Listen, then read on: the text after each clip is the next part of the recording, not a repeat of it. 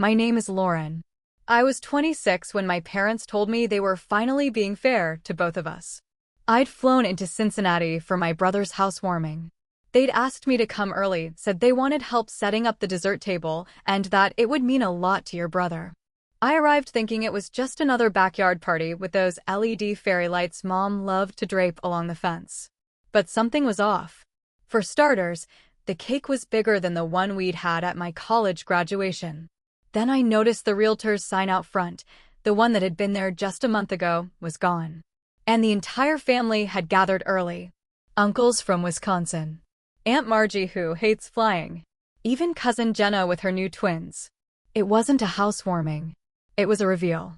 Right after the barbecue, Dad cleared his throat and raised a glass. Everyone turned toward him instinctively. He still had that courtroom cadence even though he'd retired. Today's not just about a home, he said, glancing at my brother. It's about continuity. About investing in the future of this family. Then he looked at me and smiled.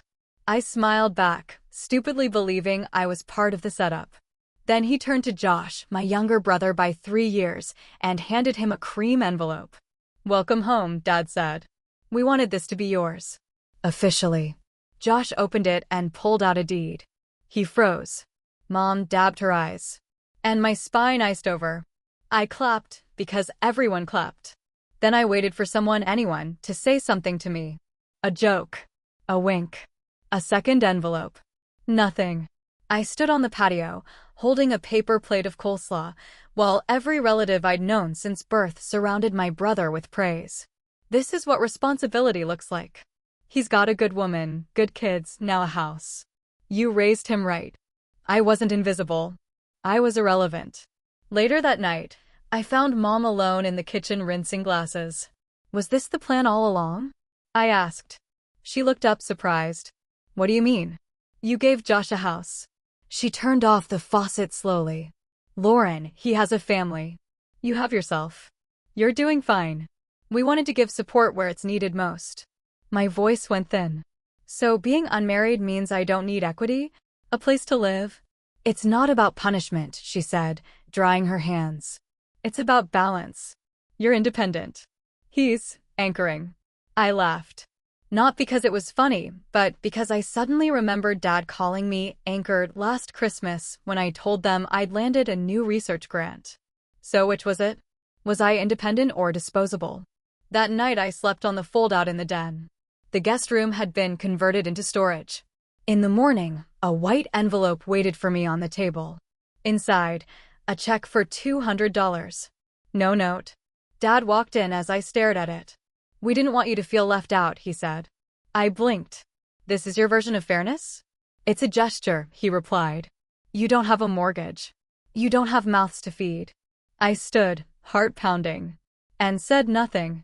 Not because I agreed, but because I'd never forget that moment, and I knew silence would make it echo louder than rage ever could. When I landed back in Denver the next morning, my apartment felt colder than usual. I dropped the check on my kitchen table without looking at it and left it there like an unpaid bill. For hours I couldn't shake the way Dad had said gesture, like it was some ceremonial breadcrumb I should be honored to catch.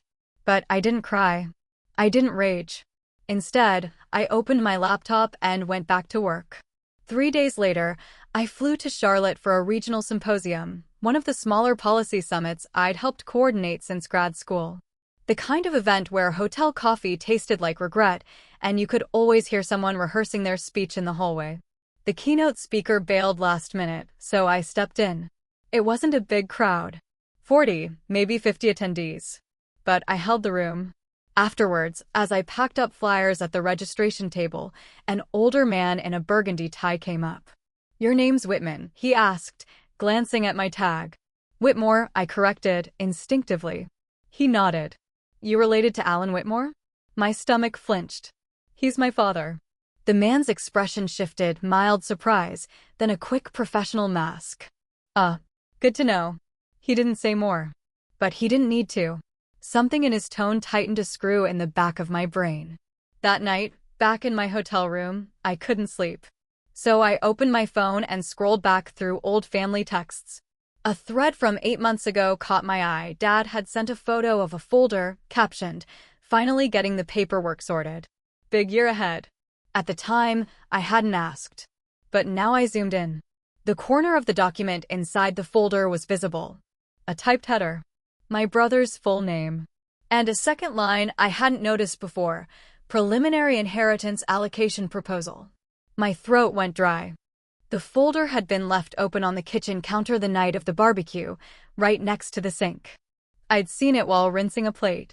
Back then, I thought it was just financial admin stuff. Retirement planning. Boring legal clutter.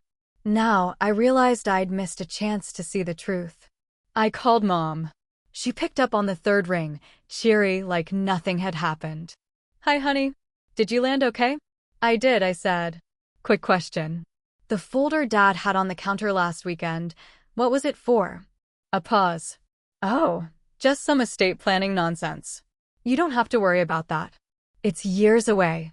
"Was it about inheritance?" I asked. Another pause, this one longer. Then a gentle chuckle. "You know your father. He loves planning. Everything's hypothetical right now." That wasn't a no. It was a velvet-laced dismissal. Like always. That night I emailed my friend Serena, who worked in family law, and asked her what kinds of documents typically get drafted before a will is updated. Her answer was swift and surgical. Allocation proposals. Especially when real estate or large assets are being shifted early. Sometimes they want legal protection in case it's challenged. Challenged. That word hit like a pin dropped in a bell jar. Why would anyone challenge something fair? Unless it wasn't. Unless what I saw in that folder was a map of decisions already made. Without me, Josh never called me just to talk. He texted, sent memes, tagged me in outdated inside jokes we hadn't refreshed since 2016. But a full voice call? That meant something had cracked. It was 9:14 p.m. when my phone rang. "Hey," I answered, cautious. "Hey, he cleared his throat. You got a minute?" I stepped into the hallway of my building, letting the door close behind me. "Yeah." Long pause. Then he exhaled. "This is probably dumb. But did Mom or Dad ever talk to you about the will?" I froze. The exact phrase. Not estate. Not future plans. The will. "Why?" I asked, voice calm but sharpening. Another breath. "They brought it up again today. Dad mentioned some updates and used the phrase long-term stability." Then he paused, looked weird, and changed the subject. I stayed silent. Josh continued. I assumed you were looped in. But something felt off. Especially after what happened with the house." "You mean them handing you a deed like a birthday card?" He winced. I could hear it in his throat. "Yeah," he said quietly. "I didn't ask for that. I thought maybe they'd help with the down payment, but I didn't know it was the whole thing." "And you didn't ask where it came from?" I asked. "I did. Dad said it was an early transfer. Said it made sense to move assets while they still had control." That phrase, "while they still had control," landed like a punch in the chest. "So I guess that means you've seen the documents?" I asked. "No. That's what's bugging me." His voice dipped. "I think I saw your name missing from a draft when Dad was on the phone with the notary." My heart slowed. "What draft?" He hesitated. "I wasn't supposed to see anything. It was just sitting open on the table during lunch. I saw my name. Mom's. His. A few property details. But not yours. Not mine." That was the moment I knew this wasn't paranoia. This wasn't imagining exclusion. It was policy. Intentional. Calculated. "Josh," I said softly. "Do you think they're writing me out?" The line went dead quiet. "Then, I don't know. But if they are, it's wrong. You've done everything right. You built everything yourself. They should be proud, not punishing you for being independent." I sat down on the cold stair outside my door. Josh wasn't perfect. He could be self-absorbed. But he wasn't cruel. And hearing that edge in his voice, the one that bordered on protective, shook something loose in me. "I need to see the paperwork," I said. "I can try to get a copy," he offered. Discreetly. "No," I said. "Not yet. I don't want them tipped off." "What are you gonna do?" I looked at the skyline outside my window. "I'm going to make them explain it to my face. Without knowing I already know. Josh hesitated. I'll back you up, he said quietly. Whatever happens. We ended the call. But something stayed with me. The fact that he had called. That he'd noticed. That somewhere in the hierarchy they'd built, a crack had finally formed. One they didn't see coming. Because they'd always assumed the silence between us would stay unbroken. But now, even their golden son had questions. And soon, they'd have to answer them. We met at a boutique coffee place near her church, the kind with faux marble tables and overpriced pastries wrapped like wedding favors. Mom was already there when I walked in, sitting prim and polished in a pale lavender blazer she only wore when she wanted to look unbothered. She smiled too quickly when she saw me. Pumpkin, she said. I was just thinking about you. That word used to feel warm. Now it hit my skin like a mosquito bite I couldn't sweat. I sat down, waved off the server, and leaned forward. I need to ask you something. And I want a straight answer. She blinked. Of course. Are you and Dad removing me from the will? The smile cracked for half a second. Then she tilted her head and gave that little chuckle she used to use when I misunderstood algebra problems. Lauren, where's this coming from? Just answer.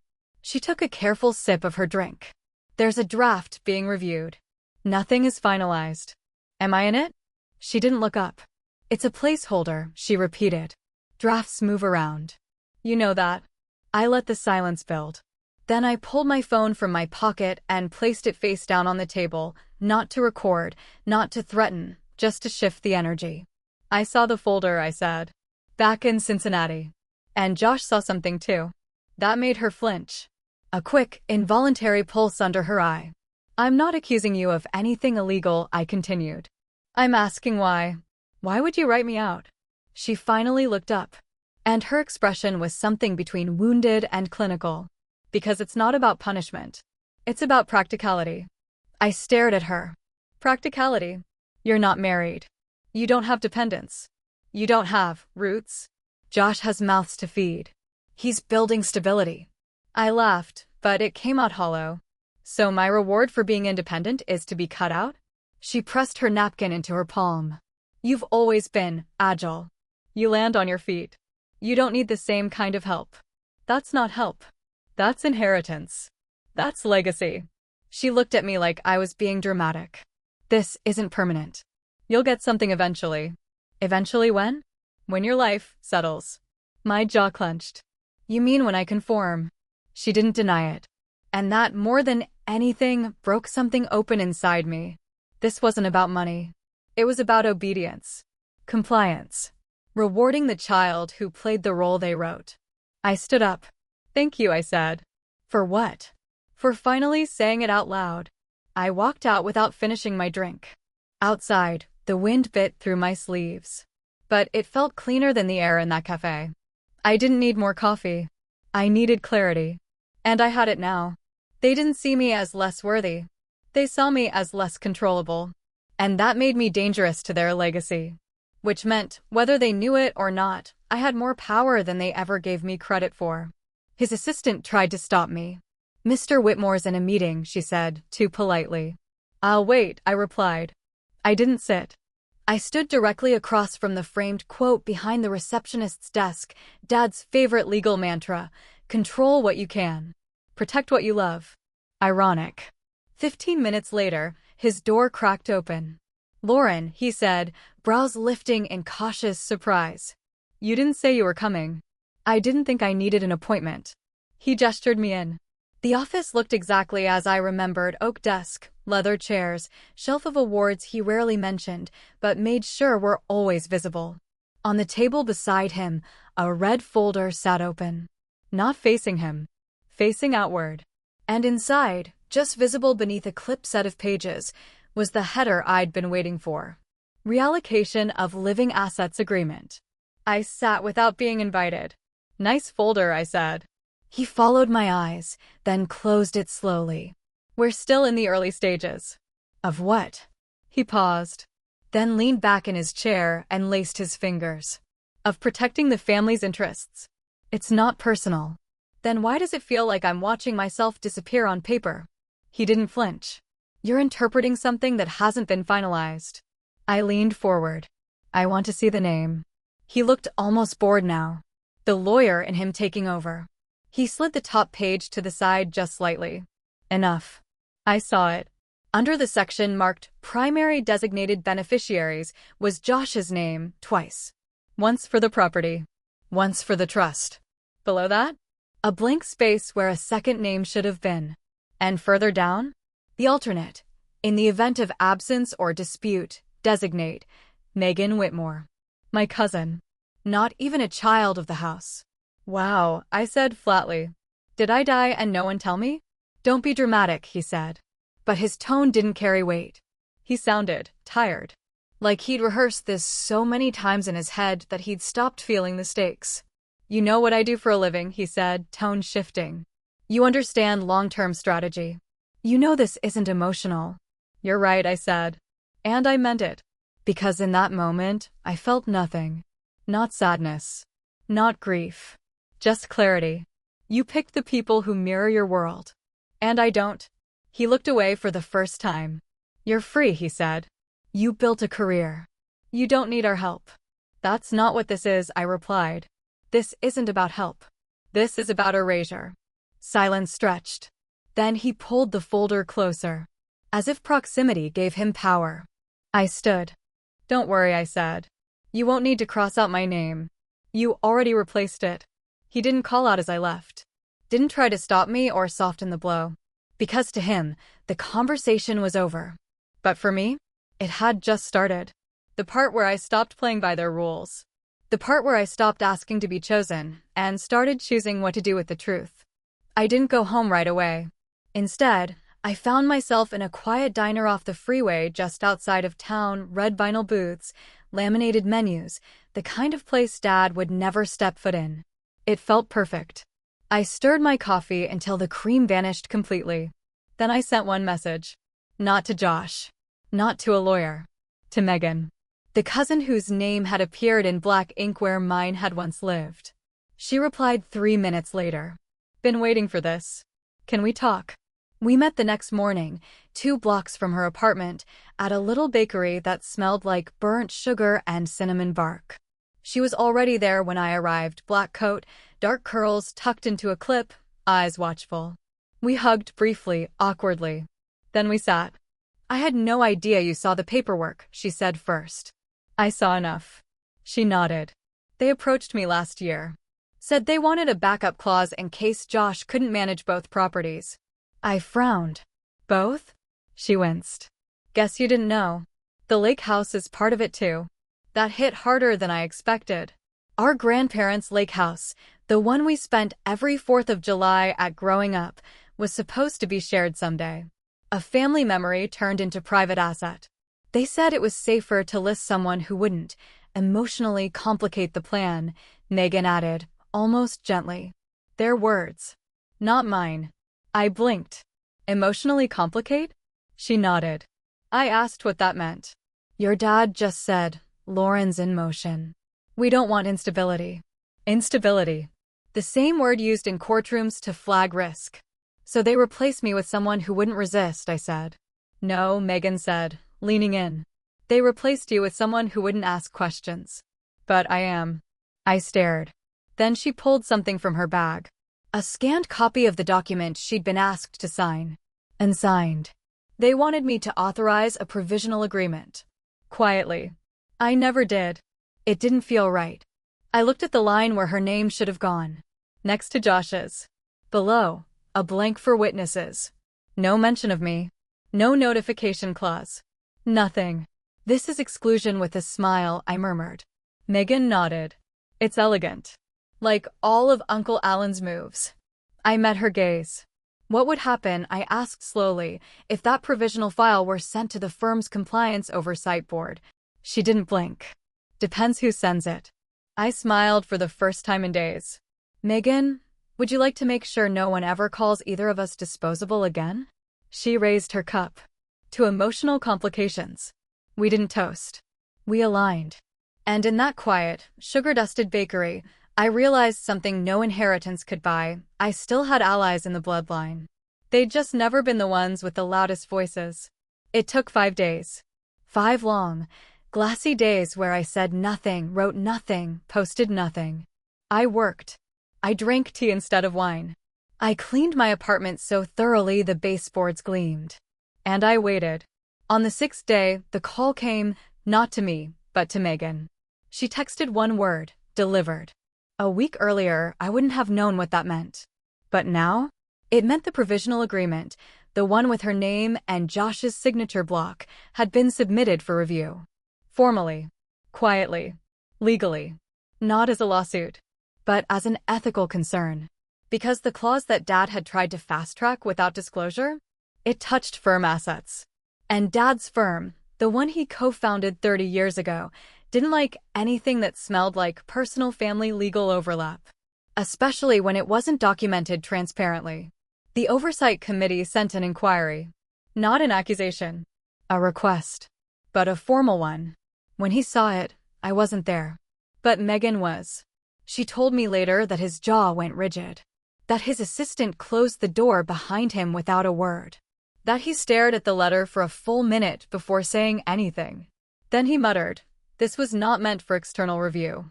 Translation: he lost control of the narrative. And he knew it. That night, Josh called me. "I think something's up with Dad," he said. He looked pale when he got home. Shut himself in the office. Mom said not to ask questions. "Did he say anything to you directly?" I asked. "No. But Megan called. She told me the document's under review now." I waited. Then asked, "How do you feel about that?" Josh didn't answer right away. Then, "I feel like I should have asked more questions a long time ago." I could hear it in his voice. The guilt. The confusion. And underneath it, a thin, growing layer of loyalty. To me. To fairness. To whatever used to bind us before all of this. "Don't worry," I said. "I'm not after anyone's house." "I know," he replied. "But if they lied to both of us? We deserve to know." Later that night, I walked around my block 3 times. It was cold. My boots squeaked on the salt-dusted sidewalk. The air had that frozen stillness before a snowstorm. But inside me, the motion had already started. Because for the first time in years, the weight wasn't just on me. Other people knew now. Other people had seen. And no matter how hard Dad tried to frame it as private family business, the truth was this: he'd blurred a boundary that wasn't his to blur. And that blur was coming into focus fast. He chose a neutral ground. Not his office. Not their house. A hotel conference room near the airport, one of those glass-walled, sterile boxes with polished chairs and a bowl of mints that no one ever touched. I walked in 5 minutes early. He was already seated. Alone. A dark blue folder resting on the table like a chess piece he wanted me to notice. "Thanks for coming," he said. I didn't sit. "Let's not pretend this is casual." His mouth flickered. A smile that didn't reach his eyes. "I wanted to clarify some things. In private. Before this goes too far." I sat, slow and deliberate. Then I gestured to the folder. "Is that a bribe or a threat?" He sighed. "It's documentation. Of what's been discussed internally." "Internally where?" I asked.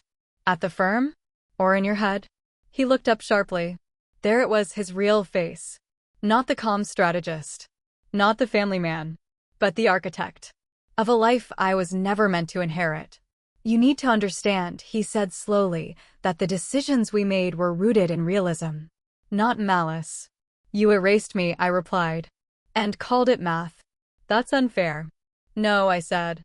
"What's unfair is watching a man who taught me to stand on my own legs use that as an excuse to cut them out from under me." His lips tightened. "You've always been emotional." I leaned in. "And you've always been performative." I just finally stopped applauding. He opened the folder. Laid a document flat on the table. "I had this reprinted," he said. "If you'd asked first, you'd understand how provisional this really is." I didn't look down. Because it didn't matter. Even if the ink was fresh. Even if he promised to add my name now. The damage wasn't in the document. It was in the philosophy that created it. "I'm not here for reconciliation," I said. He didn't move. "I'm here to make sure you know I see you clearly. All of you. Not just the curated version that smiles at galas and shakes hands with bored chairs." Silence. Then he said it. The thing I think he'd been holding in for years. You were never supposed to live this way. My jaw clenched. What way? Solo. Floating. Untethered. It makes people nervous. And it makes stability impossible to plan for. There it was. Not anger. Not hatred. But condescension. The quiet disapproval that had lived under his compliments my whole life. You don't plan for people, I said. You build trust with them. You don't draft them like contracts. He glanced at the folder, then pushed it aside. I suppose we'll all learn something from this, he said. Yes, I replied. You'll learn what it costs to write off someone who kept receipts. He looked up, and for the first time, his eyes didn't register power, just distance. As if he finally realized he couldn't reach me anymore. He didn't see me at first. The firm's downtown office had double-height glass walls and soft jazz humming through speakers hidden in ficus planters. I stood just past reception, near the water cooler. Calm. Composed. He stepped out of the elevator and walked across the marble like a man still in command of every atom in the room. Until he caught sight of me. And paused. It was quick, a fraction of a second. But I saw the flicker. The blink of recognition. Followed by calculation. Lauren, he said, adjusting the folder under his arm. This isn't the time or place. Not for us, I replied. But it might be for them. He turned and saw the 3 members of the oversight committee standing outside conference room B. 2 men, 1 woman. All in neutral tones. All stone-faced. His assistant approached with a clipboard. Mr. Whitmore, they'd like you to join them in conference B, privately. His jaw tightened. Then he glanced at me. Are you involved in this directly? No, I said.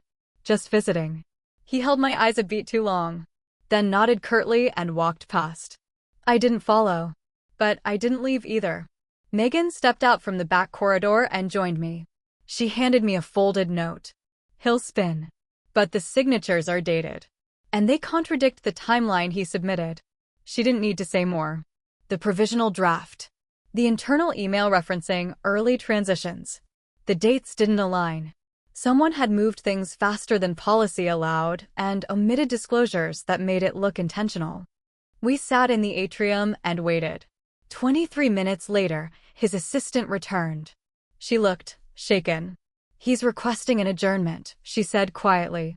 Legal is reviewing everything. I stood up. So that's a no to his version of the story then? She didn't answer. But she didn't need to. Because just then, Josh walked through the door. He looked between me and Megan. Then toward the closed conference room. And he didn't hesitate. I'm going in, he said. They need to hear from more than just him. My father's worst fear had always been scrutiny. Not legal. Emotional. Public alignment against him from within his own family. Now, 2 of us were already outside the room. The 3rd was walking in. Do you think he knew it would come to this? Megan asked softly. No, I said. Because he thinks control is permanent. She nodded. But it never is, I added. Especially when it's built on the belief that no one else will speak. Josh reappeared 20 minutes later. His face was pale, but steady. They asked for records, he said. Communications. Draft approvals. Anything related to the asset transfers. I nodded. Did you give them what they needed? He met my eyes. I gave them the truth. The invitation came through Josh. Texted. Short. Dinner at Mom's. All of us. Friday night. No punctuation. No emojis. He didn't say what it was for. Didn't say who asked. But something about the phrasing felt rehearsed. Like a line that had already been said too many times in someone else's voice. I wore dark green intentional. Not mournful. Not aggressive. Just watchful. When I arrived, the dining room was already set. Full plates. Polished silver. 2 candles lit, even though it was still light outside. Mom greeted me with a forced warmth I hadn't felt since college. Lauren, she said. Glad you could come. I nodded.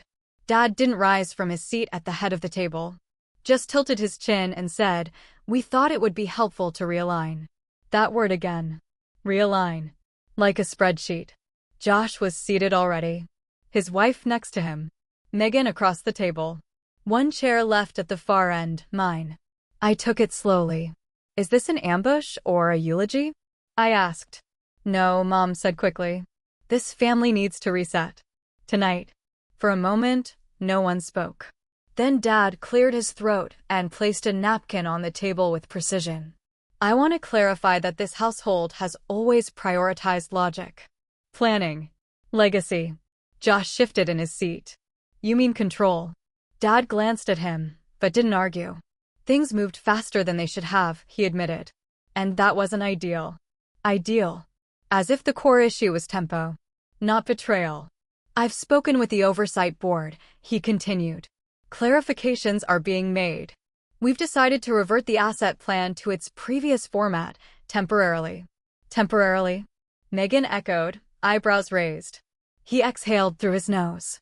Until the board concludes their review. So the change wasn't genuine. It was strategic. A holding pattern until scrutiny died down. Mom picked up her wine glass. Let's focus on healing tonight. I folded my hands. Healing doesn't happen in the same room where harm is defended. That's when the doorbell rang. And everyone froze. Dad frowned. We're not expecting anyone. Josh stood. Actually, I invited someone. Footsteps. And then the person none of them expected walked in. It was Mr. Elgin. Dad's oldest partner. The one who'd helped found the firm. The one who hadn't been seen at a family gathering in over 5 years. He stepped into the room with calm authority and laid a file folder on the sideboard.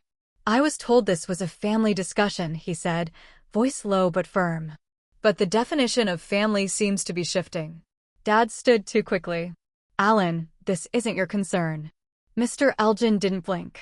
It became my concern when company policy was manipulated for personal gain. That affects reputation. And liability. No one moved. The silence was oxygenless. Then Mr. Elgin turned to me. You have every right to see this through, he said. But I also came to say something I should have said years ago. He looked at Dad. You made a mistake. And not just legally. Then back at me. You taught yourself resilience. But you should have been protected. Not tested. Mom looked away. Dad didn't respond. And for the first time since this started, I saw it, uncertainty in his stance. Not fear. But erosion. The beginning of consequences. I didn't open the envelope right away. It was sitting on my desk when I got home from the dinner, plain white. No return address, my name written in looping, uneven cursive. Mom's handwriting. For a full hour, I stared at it under the lamplight like it might explode. I didn't want apologies. I didn't want explanations, justifications, or the word understand used like gauze over a bullet wound. But I opened it anyway. Inside, 3 pages, folded neatly. No date. No greeting. Just her voice. Soft. Strained. And finally, honest. I watched the divide happen slowly. At first, I told myself you were strong enough to handle the difference. But that wasn't fair. You shouldn't have had to prove you were unbreakable to earn space in this family. I kept reading. Her words stumbled at times. You could see where the pen pressed harder, like her hand had started shaking. I should have fought harder for you. Not when things were easy, but when they were subtle. When decisions were made in rooms I wasn't welcome in. And I stayed silent, thinking silence was the same as neutrality. She'd included a line I didn't expect.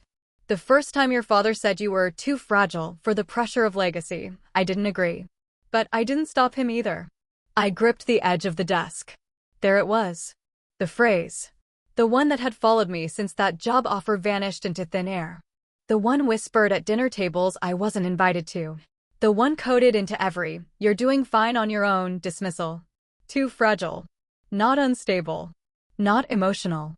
Fragile. Delicate. Disposable. She continued. I didn't say it, but I allowed it.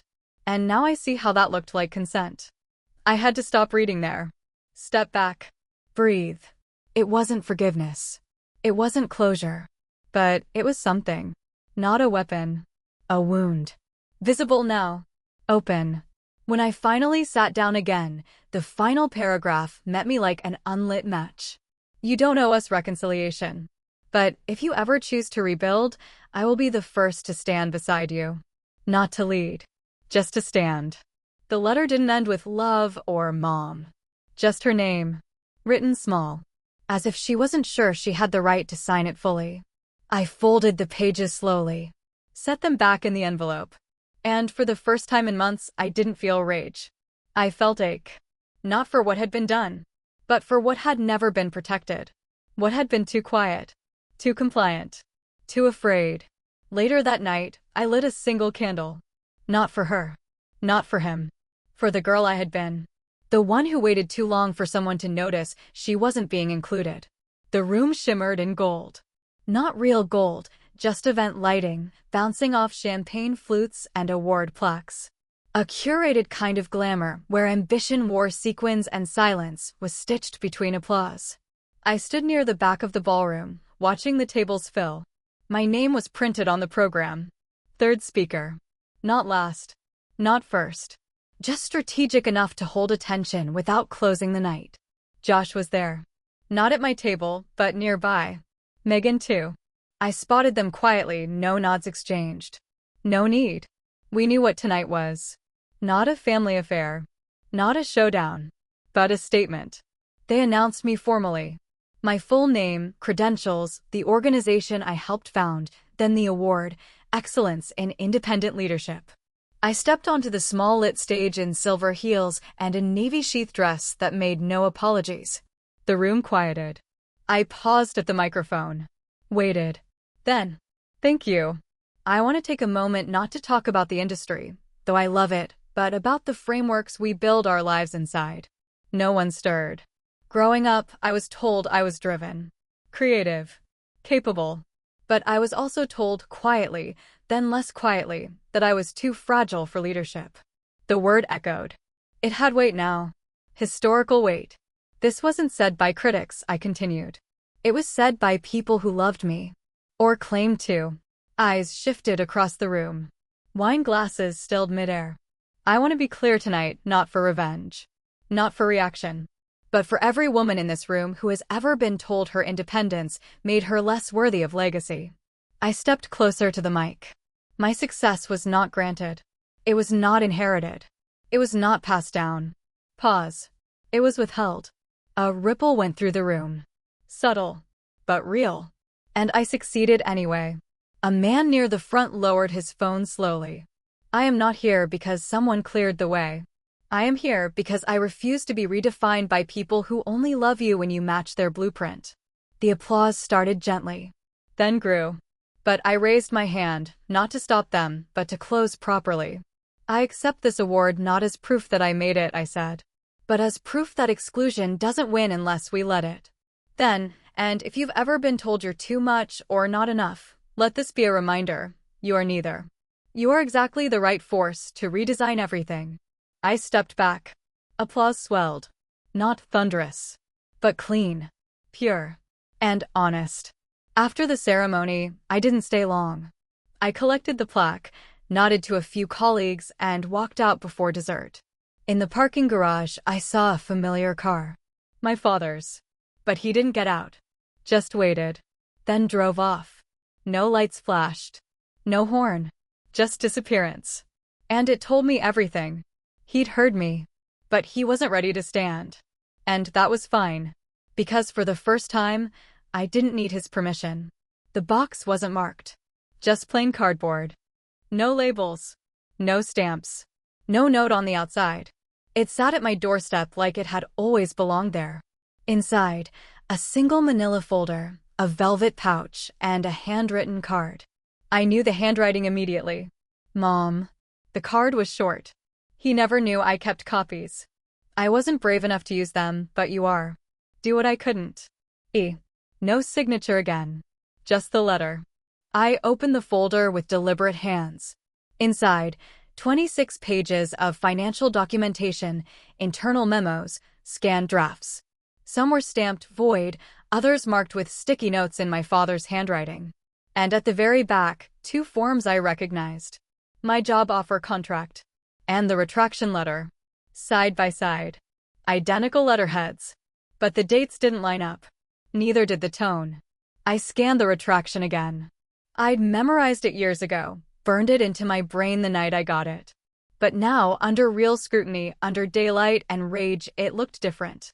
The phrasing was distant. Too distant. And it wasn't signed by the hiring manager. It was signed by someone in HR who didn't exist in the staff directory anymore. I opened the velvet pouch. Inside, a USB drive. Nothing labeled. Just black plastic and a folded sticky note. Audio, March 14th, 2019. My chest tightened. That was the week I'd flown out for the final interview in Chicago. The week I came home thinking everything had changed. I slid the drive into my laptop. Clicked. Static. Then a voice. My father's. She's not a fit. Too much pushback in group settings. Fragile under pressure. Another voice. But she's the top candidate. My father again. Trust me long term, she'll burn out. You'd be doing her a favor. Silence. Then the click of a call ending. I closed the laptop. The room blurred around me for a second. Then snapped back into focus.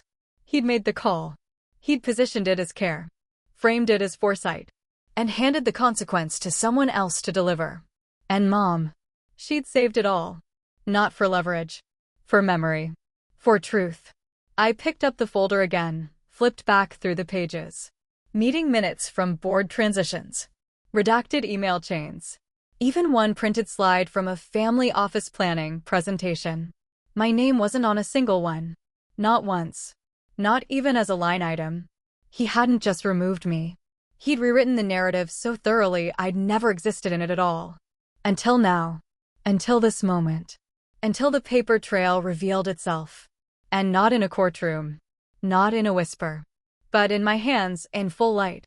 The next move had to be mine. But it had to be exact. Because now, it wasn't about vengeance. It was about correction. The boardroom was colder than I remembered. Not the temperature. The air. The energy. The silence that happens when powerful people brace for something they can't control. I walked in with the folder in my left hand and nothing in my right. No bag. No assistant. No phone. Just the proof. Josh was already seated at the table, nodding to me subtly. Mr. Elgin, too, reviewing papers with slow deliberation. My father? Absent. Not late. Avoiding. The chairwoman cleared her throat. We'll begin shortly. Let's keep discussion focused and on record. I took the final seat. There were name tags printed on ivory cardstock, one for each board member. Mine was handwritten. Intentional? Probably. A minor snub in a room used to control by etiquette. But that didn't matter now. Because when they opened the floor and the chair asked if there were any last motions before the review concludes, I spoke. I move that we amend the record. Every head turned. Formally. Sharply. The chair blinked. Excuse me. I placed the folder on the table. Opened it. I have documentation proving that key narrative decisions regarding legacy allocations were made without full disclosure or consent from all beneficiaries. Silence. I continued. Additionally, I'm presenting evidence that external career interference occurred on a documented call, audio included, resulting in a material loss of opportunity that directly benefited internal succession plans. Eyes widened. Mr. Elgin leaned forward slightly, his pen stopping mid-annotation. I pushed the USB across the polished wood. I believe this qualifies as conflict of interest and an abuse of discretionary power under Article 7. Still no one moved. Then Josh stood. I second the motion. A ripple. You could hear a paper slide on someone's sleeve across the room. The chair straightened. We'll need to go into executive session. Fine, I said. But before that, one more thing. I took out the two letters. The offer and the retraction. I laid them side by side. I've spoken to the firm who issued these, I said. The second one was fabricated. One of the board members gasped audibly. Lauren, the chair said cautiously, are you sure you want to escalate this? I turned toward her. I'm not escalating. I'm correcting. The door behind us opened. Footsteps. Everyone turned. It was my mother. She entered in a charcoal blazer and low heels, no jewelry, her hair tied back like she was going to church or war. She didn't say a word. Just placed her hand on the back of my chair. And nodded. The room held its breath. The chairwoman finally said, we'll reconvene privately in 10. Thank you, Ms. Whitmore. Actually, Mom said quietly, I'd like my statement entered into the record as well. No one stopped her. Because no one could. The room was different when we returned. Fewer words. Stiffer movements. The kind of stillness that happens after something irreversible. The chairwoman sat with her hands clasped, lips pressed tight. "We've reviewed the submitted evidence and audio," she said, "as well as Mrs. Whitmore's testimony." No one looked at my father yet. He sat alone at the far end, jacket off, tie loosened, fingers tapping an invisible pattern on the table. Still pretending it wasn't happening. Still convinced something could be salvaged. "Based on the findings," the chair continued, "the board has reached its decision." Silence. "We vote in favor of amending the historical record, re-establishing Ms. Lauren Whitmore's inclusion in all legacy documentation, and launching an internal audit of discretionary authority used over the past 7 years." My breath caught. Not because I was surprised, but because the words felt real now. Irrefutable. The chair turned toward me. "Do you accept this amendment, Ms. Whitmore?" I stood, looked at every face, and said clearly yes. "And I will participate in the audit fully." Then I turned to him. My father. Still expressionless. He didn't speak. Didn't object. Didn't even blink when Josh handed over the folder for formal record. But when he rose slow, like a man underwater, he looked at my mother.